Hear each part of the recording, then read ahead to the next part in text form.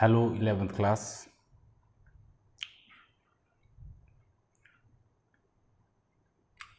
देखिए,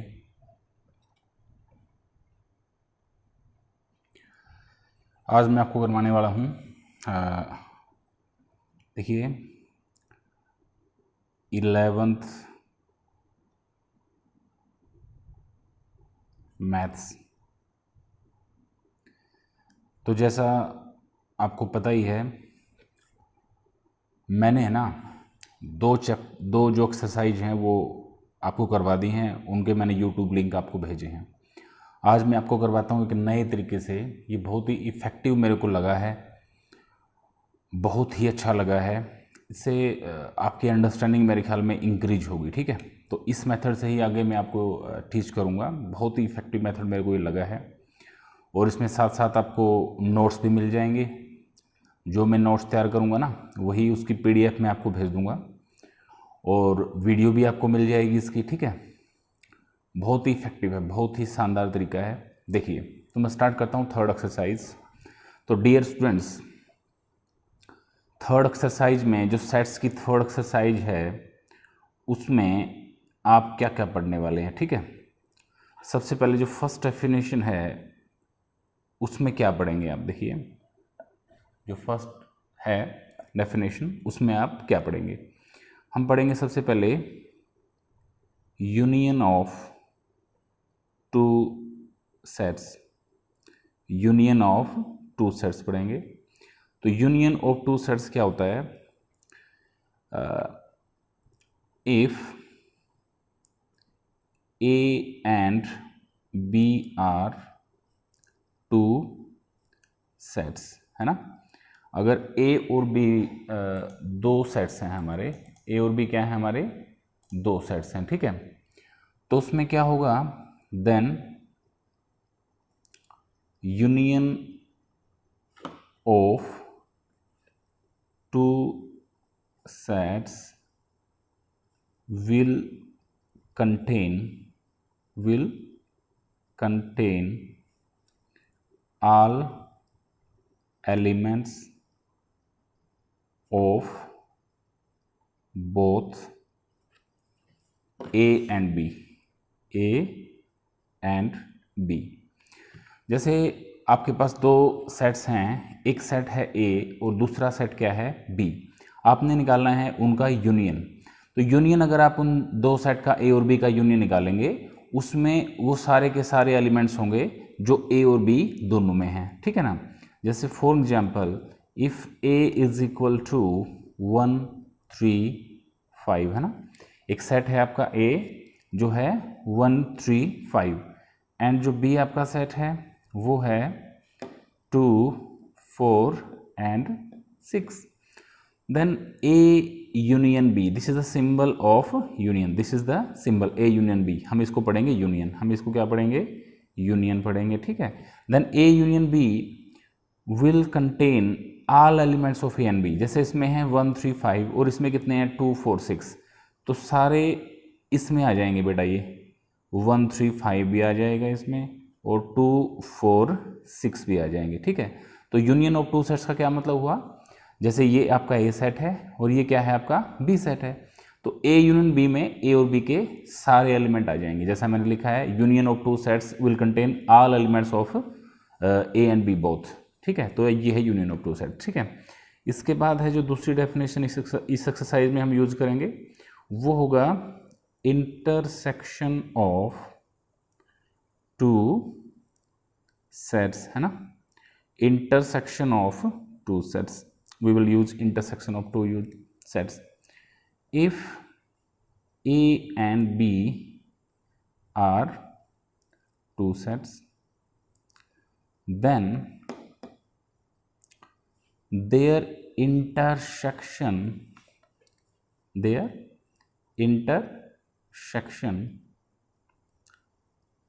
will be a set which will contain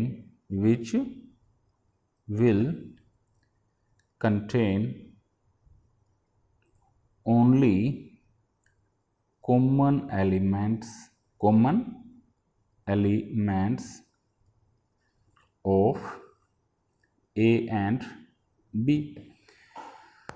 आपके पास जो ए और बी दो सेट हैं, यूनियन ऑफ टू सेट्स का मतलब है हम ए और बी के इंटरसेक्शन जो है, सॉरी यूनियन मैंने आपको करा है, इंटरसेक्शन की बात कर रहा हूँ मैं। इंटरसेक्शन ऑफ टू सेट्स का मतलब है कि जैसे हमारे पास दो सेट हैं ए और बी, उनके इंटरसेक्शन का मतलब है कि एक ऐसा नया सेट बनना जिसमें केवल ए और बी में जो एलिमेंट कॉमन हैं वही आए। जैसे मैं ऊपर कोई एग्जांपल लेता हूँ। फॉर एग्जांपल मैंने ए सेट लिया 2, 4 एंड 6 और फिर मैंने बी सेट लिया 2, 6, 8, है ना। तो जो ये ए और बी जो दो सेट हैं आपने देखे अभी, इसमें 2 इसमें भी है और 2 इसमें भी है ना, और 6 जो है इसमें भी है और 6 इसमें भी है। तो A intersection B will read it like intersection, है ना, intersection of A and B. तो this set will contain only common element of A and B. 2, 6, 2, 6, तो 2 एंड 6, तो this is the intersection of two sets. Third जो definition है बेटा वो है disjoint of two sets. Two और more sets भी हो सकते हैं। Two sets A and B are said to be disjoint sets if nothing is common between them.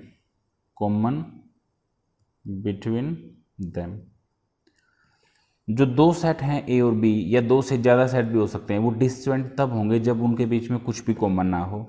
For example, if A is equal to 2, 4, 6 and B is equal to 3, 5, 7, then you are observing that nothing is common between A and B. इसमें element हैं 2, 4, 6 और इसमें element क्या है 3, 5, 7।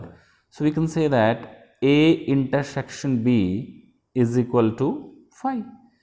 तो A और B में कुछ भी कॉमन नहीं है, that's why हम बोल सकते हैं कि A और B जो हैं डिसजॉइंट सेट हैं। अगर 3 सेट होते तब उन 3 में भी कुछ भी कॉमन नहीं होता, तो उनको बोलते हैं हम डिसजॉइंट ऑफ टू सेट्स।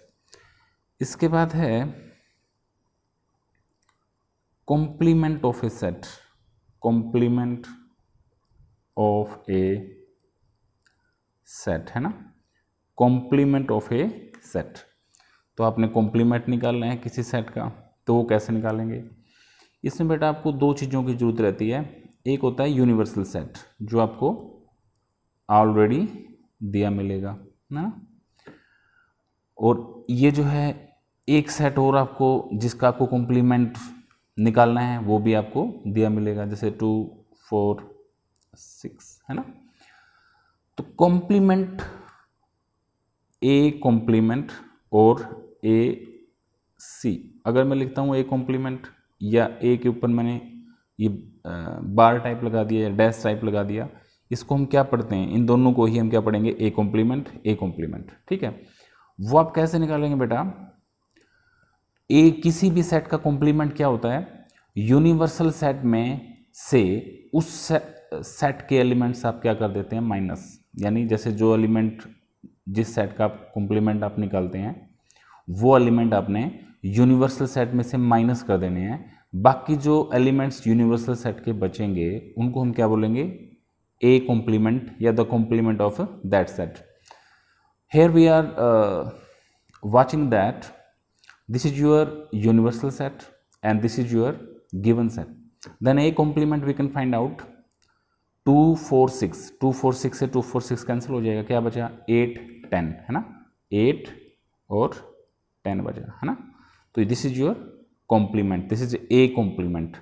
तो the complement of a set is another set which will contain all elements of the universal set except itself, except itself, केवल वो एलिमेंट छोड़ देंगे जो इसके पास हैं, ठीक है। तो इस तरह से आप कॉम्प्लीमेंट निकाल सकते हैं, ठीक है। इसके बाद है डिफरेंस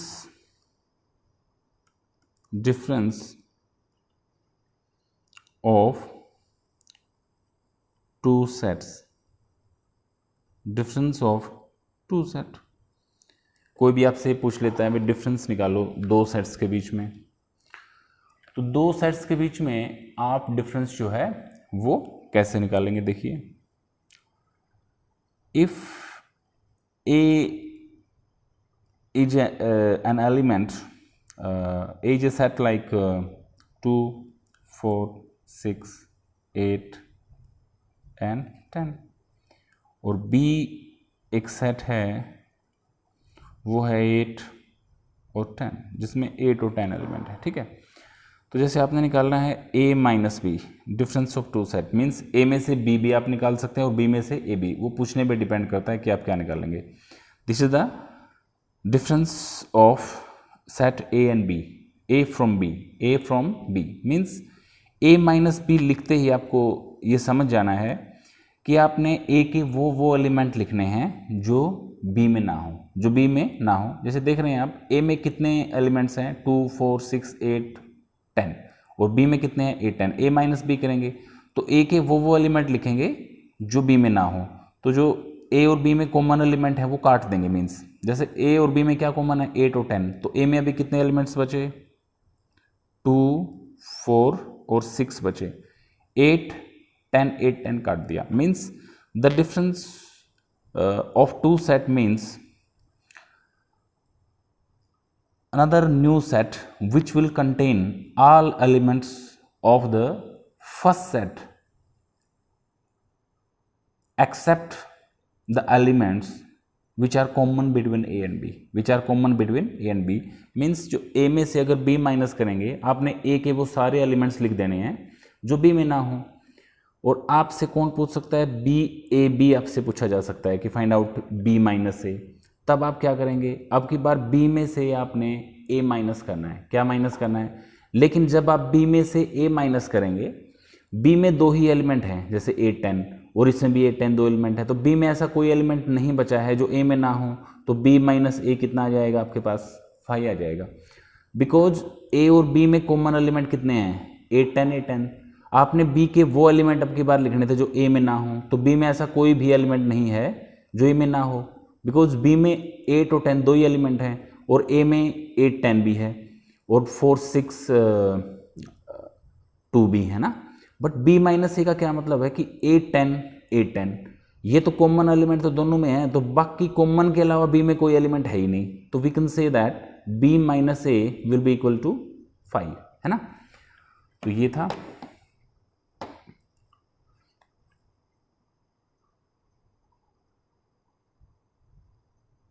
अब आगे चलेंगे आप नंबर 2।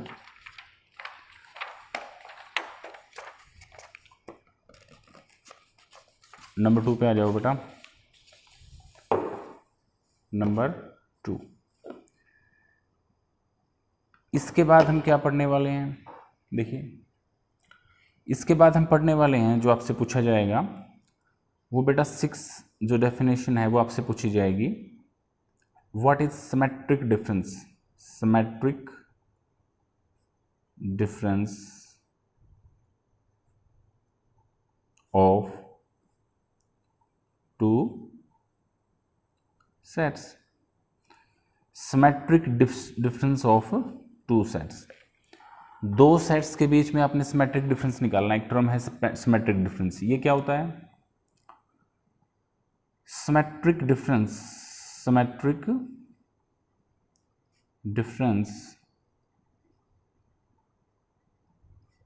ऑफ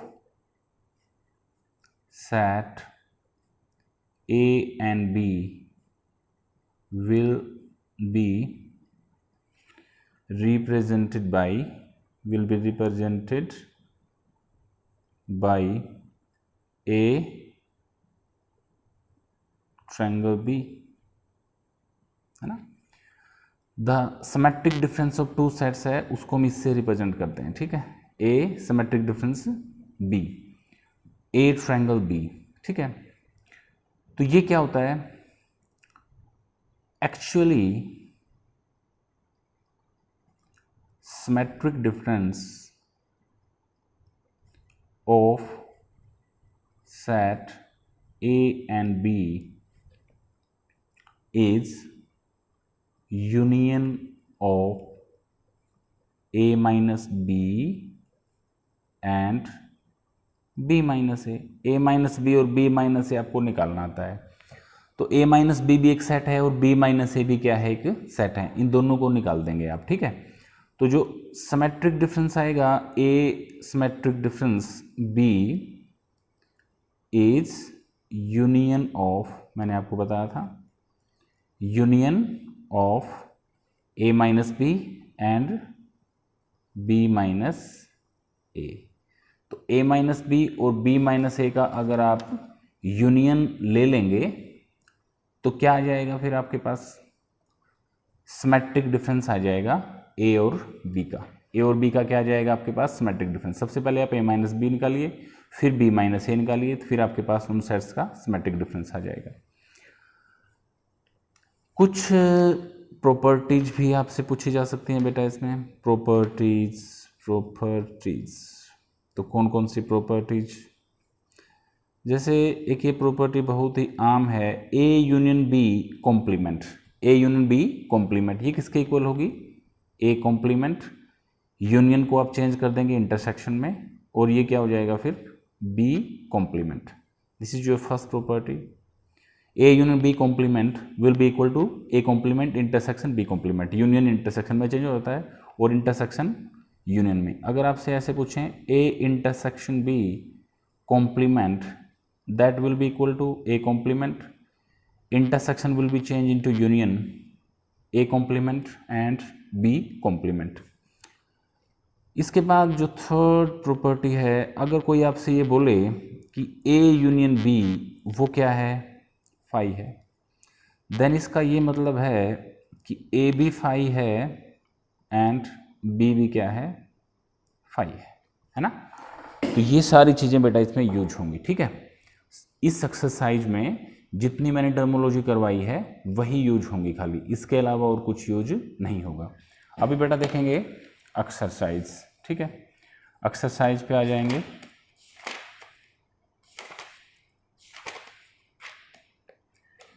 देखिए exercise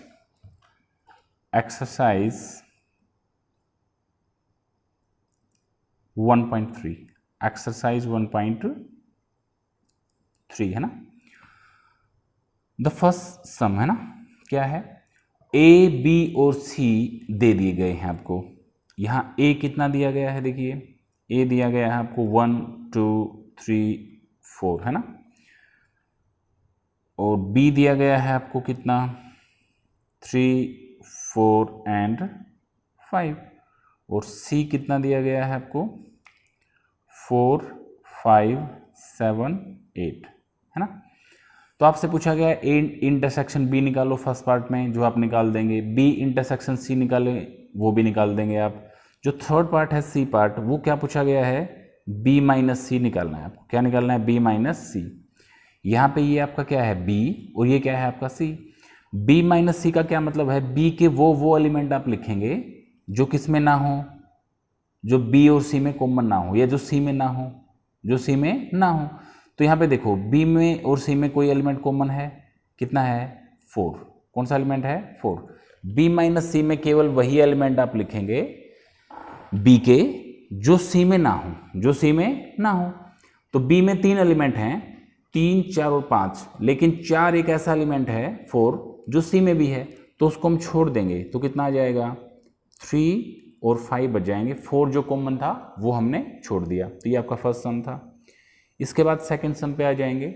find the union of each of the flowing pair. तो आपने यूनियन निकालना था।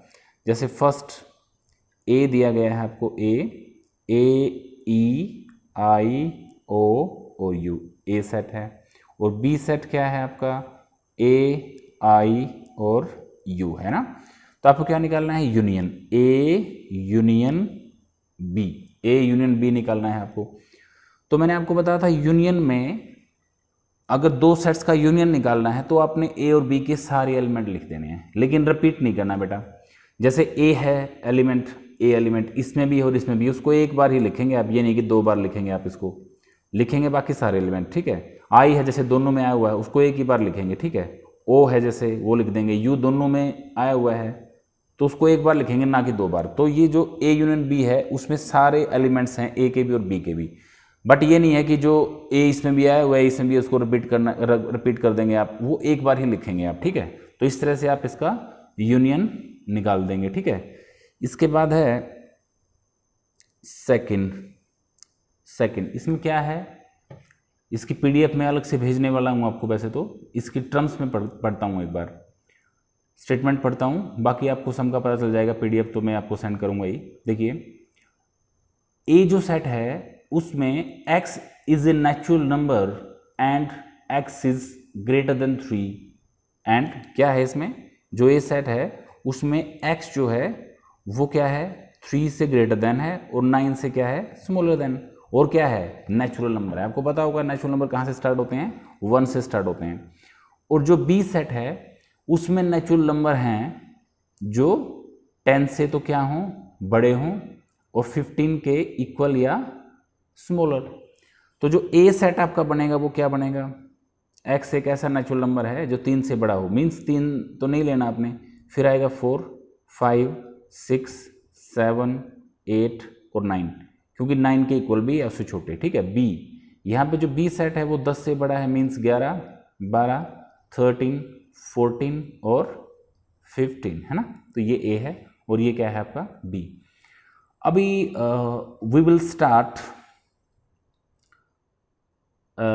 फाइंड आउट इस यूनियन, इसका यूनियन निकालना है आपने, मीन्स ए यूनियन बी निकालना है। तो ए यूनियन बी में आप ए और बी के सारे एलिमेंट लिखेंगे लेकिन रिपीट नहीं करेंगे, तो इसमें कॉमन तो कुछ है ही नहीं, तो ये सारे एलिमेंट में है ना, ये ऐसे करके लिख दूंगा कंबाइन करके, ठीक है।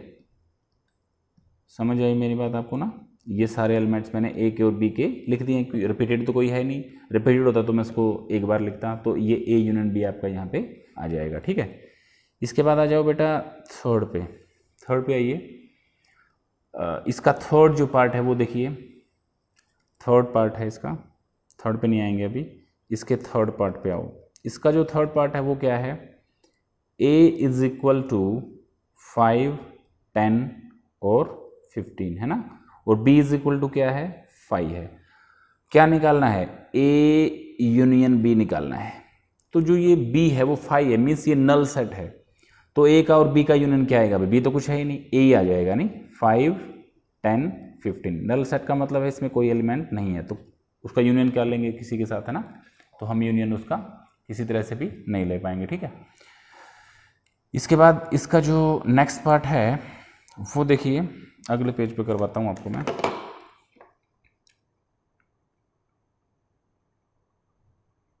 इसका जो है सम नंबर तो है थर्ड, और पार्ट कौन सा है, फोर्थ। पार्ट कौन सा है, फोर्थ। वो क्या है, ए जो है x, इसको पढ़ते हैं x इज सच दैट, इसको कैसे पढ़ेंगे, ये है सच दैट, है ना, x is such that x is equal to 2n plus 1 and n belongs to integer, n belongs to integer. Integer बोले तो क्या, सारे नेगेटिव नंबर, सारे पॉजिटिव नंबर और इंक्लूडिंग जीरो, जीरो भी इसमें इंक्लूड आपका हो जाएगा, ठीक है। और जो दूसरा जो आपका सेट है वो क्या है बेटा, देखिए बी सेट।